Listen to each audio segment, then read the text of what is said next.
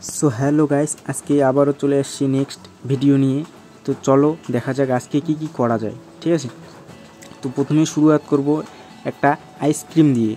तो देखो आइसक्रीमटा एकदम सहज पद्धतिते करছি। ठीक है, एकदम सहज भावे एरकम प्रत्येकटा छवि सहज भावेই करब। ठीक है, तो देखते थाको। एरपरे करब एक आम। ठीक है, देखो आमटाके किभाবে एकदम सहज भावे करতেছি, एभाবে তোমরাও করবে। ঠিক আছে, तो এরকম করে আম একদম সহজভাবে করতেছি কিন্তু। ঠিক আছে, এবার একটা করব আপেল। ঠিক আছে, সবার আগে আপেলের বোটাটাকে দিয়ে নেব। এরপরে আপেলের যে সাইডের যে অংশটা সেটাকে আমি করে দিচ্ছি আস্তে আস্তে। ঠিক আছে, এরকম করে আপেল। ঠিক আছে, একদম সহজভাবে কিন্তু। ঠিক আছে, এরপরে করব কলা। কলাটাকে দেখো কিভাবে করি। একদম কলারও কিন্তু আগে প্রথমে বোটাটাকে দিয়ে দিয়েছি, তারপরে কলার যে বাকি অংশটা যে আছে ওইটাকে আস্তে ধীরে করে দিচ্ছি। ঠিক আছে, বাকি অংশটা হয়ে যাওয়ার পরে এবার কলার যে বোটার যে উপরের যে অংশটা যে থাকে সেটাকে আমি করে দিচ্ছি আস্তে করে। ঠিক আছে, সরি। এবার আইসক্রিমটাকে রং করব। দেখো প্রথমে আইসক্রিমটাকে রং করতেছি আমি।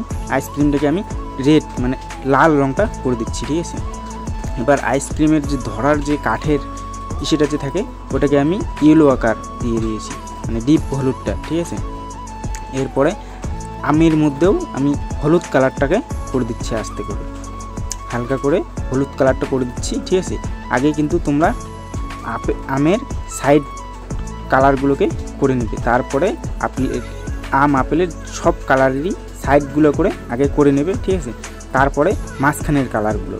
ঠিক আছে, এই যে দেখো আমি কলাটাকে ডিপ হলুদটাকে করছি কিন্তু এখন। ঠিক আছে, এবার করব আপেল। আপেলটাকেও আমি একই কালার দিয়ে দিচ্ছি।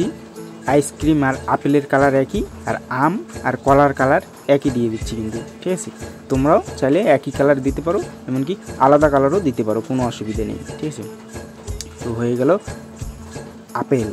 ঠিক আছে, এবার আমের হালকা করে একটু শ্যাডো দিয়ে দিচ্ছি। দেখো শ্যাডোটা কীরকম হয়েছে, হালকা হালকা করে সাইড দিয়ে ডিপ করে দিচ্ছি একটু করে, লাল দিয়ে ডিপ। ঠিক আছে, এরপরে কলার যে ডার্ক জায়গাগুলো যে থাকে ওইগুলোকে হালকা করে বোঝানোর চেষ্টা করব। দেখো তোমরাও পাশে থাকবে। ঠিক আছে, আর আপেলের যে বোটাটা যে আছে ওটাকে আমি সবুজ কালার করে দিয়েছি, আবার আমের বোটাটা ওটাকে আমি খয়েরি রং করে দিয়েছি। ঠিক আছে, এবার কলাতে চলে আসি। কলার যে ডার্ক জায়গাগুলো যে আছে ওই ডার্কগুলোকে বোঝানোর চেষ্টা করছি আমি। ঠিক আছে, এবার কালো গ্লাস মার্কার দিয়ে আমি বোঝানোর চেষ্টা করছি যাতে তোমাদের একটু বুঝতে সুবিধা হয়। ঠিক আছে, তো সো হ্যালো গাইস, আজকের ভিডিওটা কেমন হয়েছে কমেন্টে জানাবে অবশ্যই অবশ্যই। ঠিক আছে, লাইক কমেন্ট শেয়ার অবশ্যই করবে। তো গাইস দেখা হচ্ছে নেক্সট ভিডিওতে। Tata, bye bye.